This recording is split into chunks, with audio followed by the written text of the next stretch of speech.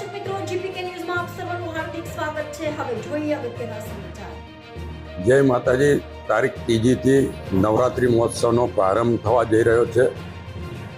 આપણે સૌ જાણીએ છીએ આદિશક્તિ માતાજીનું આ પર્વ છે. મા ગર્ભવાની એ દર્ભાવતી નગરીના કુળદેવી છે.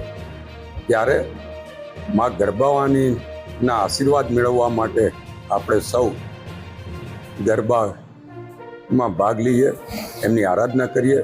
સાથે સાથે એપીએમસી ગ્રાઉન્ડ પર જે નવરાત્રિ મહોત્સવ થવાનો છે, તમામ પારંપરિક વેશભૂષામાં આવીએ અને યુવાનો ખાસ કરીને પારંપરિક વેશભૂષાની સાથે સાથે તિલક કરીને આવે.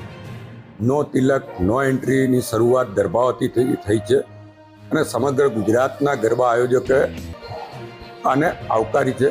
ત્યારે આપણી ફરજ છે કે આપણે પહેલાં પહેલું તિલક કરીને આવીએ અને તિલક અને પારંપરિક વેશભૂષા સાથે જ આપણે ગરબા મહોત્સવ ઉજવીએ. અને જે કોઈ પારંપરિક